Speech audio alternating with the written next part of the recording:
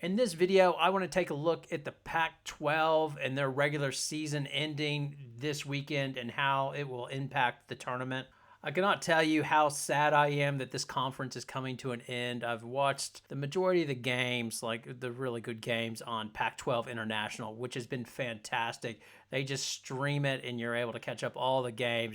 It's the best, and it's devastating that the conference ends after the tournament.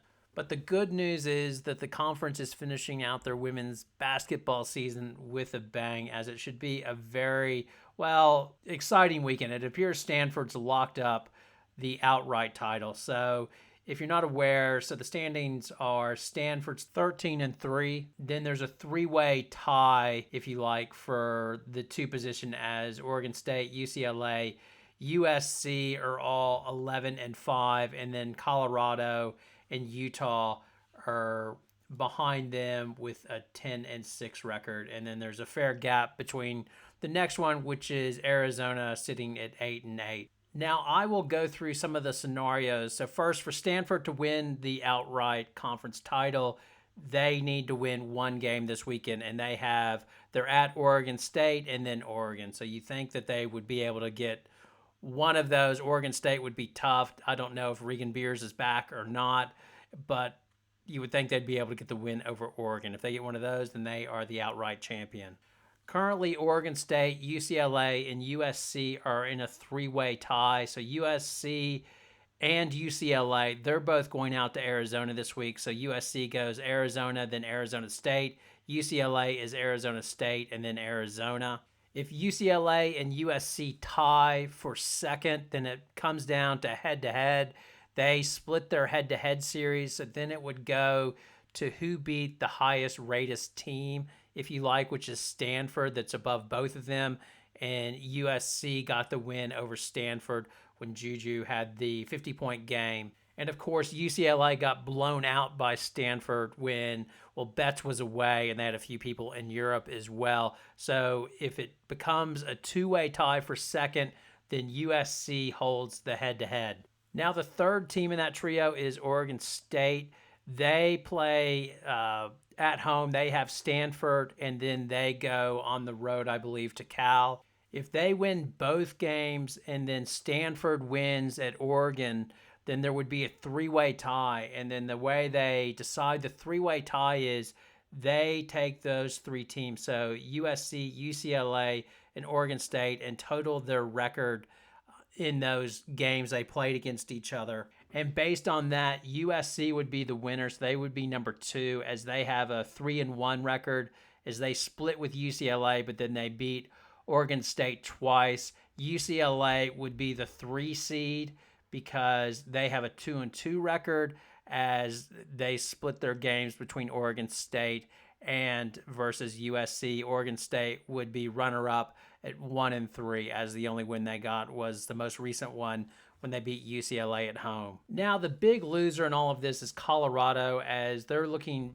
likely to be the number 5 seed, which is a bit disappointing after the season they've had, as they started off with that big win against LSU and were strong during the year, especially at Colorado. But they would be the 5, which means that they would not get the bye in the Pac-12 tournament, as the top 4 teams get an automatic bye. Even if Oregon State, UCLA, and USC split this weekend and Colorado won both their games, they would still lose out on the tiebreaker and would still be out of luck for the 4th seed. Now, the good news for Colorado is they hold the head-to-head versus Utah, so they could split this weekend, but they have that tiebreaker, so they would remain the 5th seed, which might be advantageous in the Pac-12 tournament, as that might match them up versus Oregon State versus having to face off against UCLA or being in UCLA's bracket to start off with, if UCLA winds up being the 3 seed.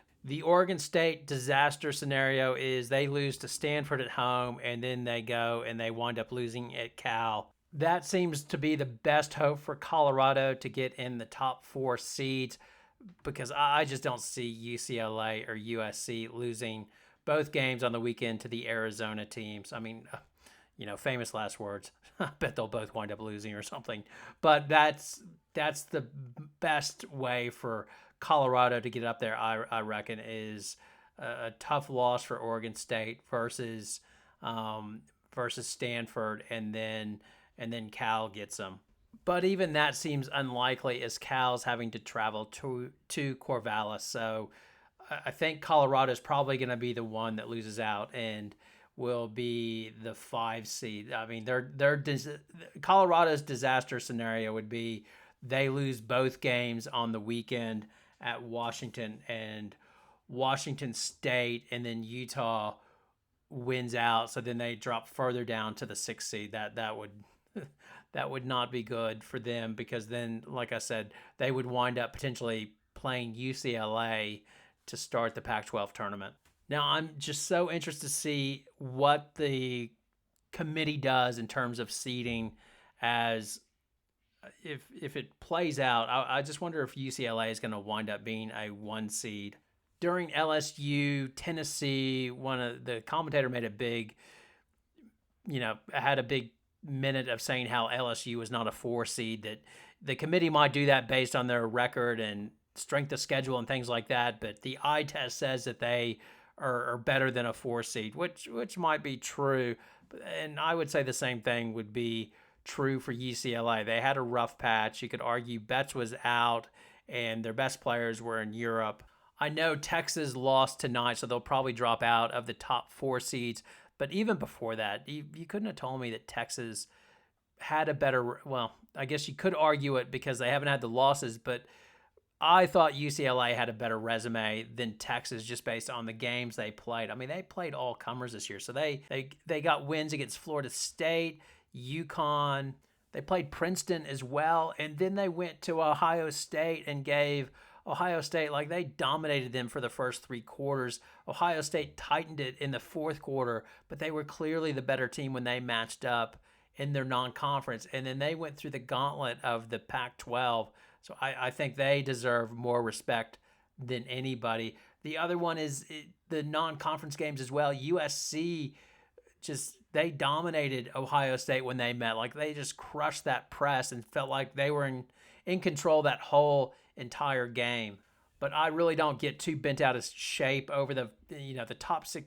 As long as you're in the top 16, you can make something happen. I don't think it really matters that much, but that would be big. I'm curious to see if Utah can get a top 16. The other big matchup tomorrow or today would be Virginia Tech at Notre Dame. That will be interesting. That's a win that Notre Dame needs to get to push them, in the top 16. As well, Syracuse at NC State. That would be a big win for Syracuse, as Notre Dame, Syracuse, and Louisville were like in a 3-way battle to get into the top 16. I think Louisville has already lost that battle, but the death nail would be confirmed today as well when they play Florida State. So if Florida State goes to Louisville, if they lose that one, then they're definitely not going to be a top seed or in the top 16. Anyway, I hope you enjoy the basketball. This is the best part of the season. So comments, if I've gotten anything wrong, please feel free to correct me. I'm not a mathologist or mathematician, I guess you would call it. So if you feel like I've gotten something wrong in the tiebreakers, by all means, please correct me in the comment section. Thank you so much for watching. Good night.